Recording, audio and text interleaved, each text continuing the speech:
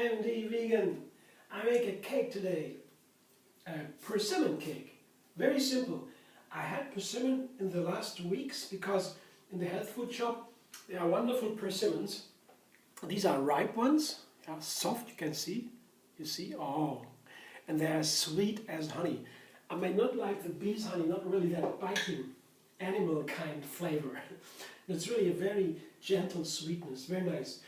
And I have 3 or 4 persimmons, and I tried in the last weeks to do something very simple. I blended persimmons by themselves. I put other fruit on top. I put a fruit inside, like a tangerine or others, always in a similar way. And I always found the texture of the persimmon is extraordinary. Even if they are soft as these, the texture turns, after blending, it becomes something firm. So I had some experience with the texture. And firm texture is what we want in a cake, in a filling. Now, today, I make a persimmon filling. I once made a persimmon cake years ago with orange and persimmon. That was nice. But today, after I tried some persimmon puddings in the last weeks, I don't want to begin with a persimmon cake only with persimmons, the only fruit. I will add some cashews to make it firmer, because once I tried to use persimmons only in a filling with a little bit of coconut oil to make it firm, and it seemed to me for a cake too light. I don't know how to describe in other terms. So I thought it would be nicer to have a little bit more firmness, like from cashews, for example. That's why I try just persimmons, cashews, and a little bit coconut oil today to keep it really. I can cut a piece out of it, and the piece is firm. So, as usual, there was just some explanations about the persimmon and the filling, the main part. And I begin with a springform here, lined with parchment paper. It is about 20 centimeters here diameter, and parchment paper. And the sides have been, I put a little bit of, maybe you see this, a little bit of coconut oil on top, because I went in with coconut oil anyway. So I had something left over on the spoon, and I could have something easy on the side from the spoon before I wash it. So that was easy. I use it because then when the cake is ready and firm, I have to take it out of the form, and usually I take a little knife and go out around the cake, and then I open it, the spring form, and I can take it out. But with the fat on the spring form directly in the sides, it might be easier to open it. Just a technical thing. It might be easier if you know this. So for the bottom now, the crust, that's always the first part, the crust, usually, not always. I have the food processor fitted with the S-blade. Yeah? And I have almonds and dates and cinnamon. And then I take almonds today is not haphazardly, because many times I take almonds in the crust of a cake, but this time I want to have almonds and nothing else, because I found when I blend the persimmons by themselves, they begin to taste a little bit like an almond. There is a similarity. So I was very excited about that flavor. The persimmon have a wonderful flavor, really so exciting, very gentle, but there is a richness in there. And it seems to be nice together with almonds. So I try the almond crust, and I will have a little bit more than usual. I have 3 cups of almonds here. Usually I take 2 cups or maybe less than 2 cups even for this kind of spring form. I have 3 cups today, and I want to make a brim. I want to pull the dough, the crust a little bit up on the sides. You'll see later. So first I begin with the almonds.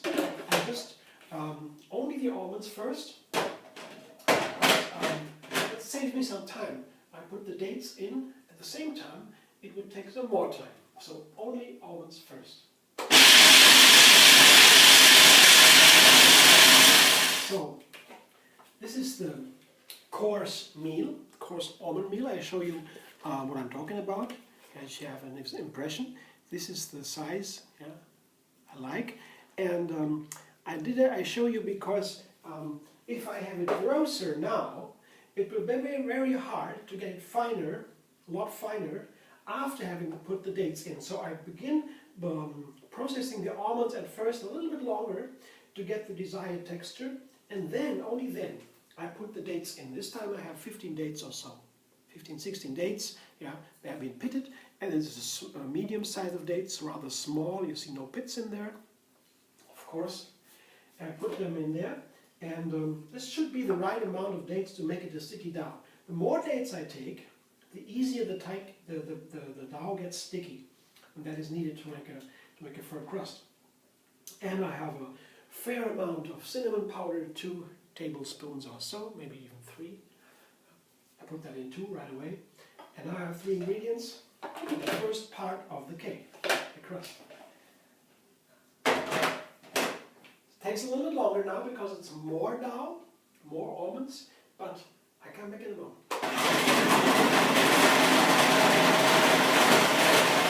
This is a sticky dough. Show you, took about 3 minutes, just to give you an idea. It's different from machine to machine, but here, that is the thing I want to have at least. And in the end, I want to have it sticky like this. It keeps together, and I press a little bit firmer, and it keeps together even a little bit more. So I should be able to make a dough, the crust that keeps together in pieces, and I cut out a piece of the cake. So this is my spring form. Now I put the dough to the spring form, and if I process it longer, it gets into more and more tight, the dough, and then it gets a little bit, yeah, like a marzipan. That's not so nice, so you have to have a little bit of a feeling for that. Yeah. You have to get it sticky, but also at the same time, it still has to be a little bit light, not too sticky. But you find out when you do that for some time, for a while, and you have experience. I remember when I began with a live bakery like this, when I had my first food processor. This is my first food processor. I was really amazed, and but I had a certain, a little bit I would feel stressed. I didn't know what to do with the dough when it was ready or so. But after sometimes it was so easy. Now I have a good feeling for it. It's not that difficult. So I put that away for a while, for now. So create some space here. I'll need the space later to go to the dough. So now I have it evenly spread all over the spring form. And before I press it down, I have to press it down firmly. I will spread it so that there is a little wall coming up on the sides of the spring form. That's what I want. So I have to make sure from the very beginning, otherwise once the dough is pressed into the form, it's hard to change the shape. You have to do it all over again, and then it takes so much time and it's not so much fun. So before I press it down, I spread it evenly all over where I want it. So that's especially to the sides I have to press it. Yeah. Like a little mold here with the slopes on the side. And then more and more, as the shape is closer, I can begin to press it down. I'll show you what I've done now. Here, this is like when I begin to press, it looks like that. Yeah, it's almost up to the sides here, not completely, but now I can begin to press it. So I begin to press carefully first, always to the sides, away from the center, to push up the sides. Yeah, that's always important, because in the end, I end up with too small a brim. So I have to always make sure from the very beginning that there will be enough, plenty of dough on the sides. It's a little bit tricky, but you know, after a while, as I said, that's why I show a little bit longer now. But for now, I guess you've seen enough, and I come back once the dough is ready, and I present it to you again. See you in a bit. So, I would say the crust is done, and I show you here the nice brim. Not totally perfect, but that doesn't matter. It just has to be thick enough to keep together. Yeah? It took me some time. Yeah? At last, finally I was pushing from up from above. Yeah, because of course this is naturally very thin in the first, then you have to press it down, and so it doesn't reach up to here. Yeah, it's now here, but that's okay. I guess I will see how much how much filling I will produce. I set that aside for a moment. So if you have problems with the dough and you don't get it really firm, you also can take a little bit of coconut oil. Here, for the filling, I need coconut oil. I have it here. I'll show you in a moment. It's already liquefied. I can take a little bit of the oil and put it around on the dough. In case it's not totally firm, I'll show you. Just to give you an example, put a finger into the oil and put it here on top. You see, just here a little bit. And that would help it already to firm up. With the oil, yeah, the easier to get the dough really firm and keep them together. Just I go make one round now. That's all I'm doing just to show you. It's very easy as the oil is already liquid. So we have a nice, easy job for that. You see, just like this. It's not necessary in this case, but just in case, yeah, you want to know, here, it's a little bit on top. Just a little bit. So the oil is good on the skin. So now I can make the filling. So the filling, I need the blender and 3 ingredients. As I said, it's soft persimmons I begin with. I'll show you again. These are wonderful and they're very healthy. There's a huge amount of vitamins, of minerals, of fiber. It's one a super healthy fruit. So I blend it together with some cashews. And I will keep the other persimmons till later. I begin with a little bit to make sure it works. Yeah? To begin with a small amount might be safer sometimes. So the soft persimmons on the bottom and half of the cashews on top to see if it works. And if it doesn't have some water here on the side, yeah, to make it work. So blender dance.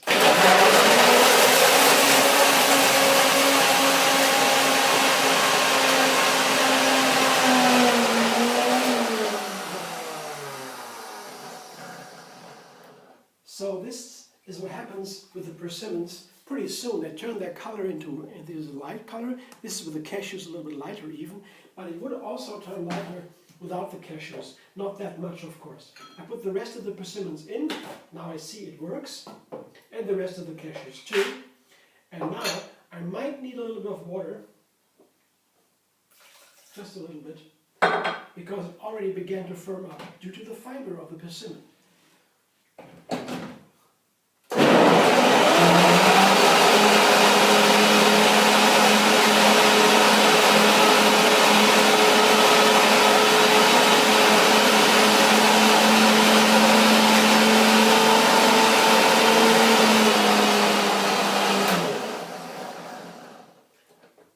Pretty cool. I hope the cashew oil, it looks so nice here, and you see, so creamy. So it has to blend a little bit more because the cashews have just touched the ground here. So a little bit more time, I guess I need the blending. But now I put another liquid in, and that's the liquefied coconut oil. See, this is a bath, a water bath we call that. That's very easy. Here you have the temperature not too high, and hot water, and then you put this little container on top with the coconut oil in minutes it is liquid. It stays liquid for a moment, for a while, half an hour or so, before it turns firm again, so you don't need to hurry. Once you have it liquefied, you can wait, no problem. But the liquid here now helps me also to get it blended easily. You always need some liquid to blend it. This is a very firm mass. You see, it's very full, the blender. It's here until here. And that is a lot of work for this blender. So the firmer it gets, the higher it gets, the more difficult. So you have to be careful.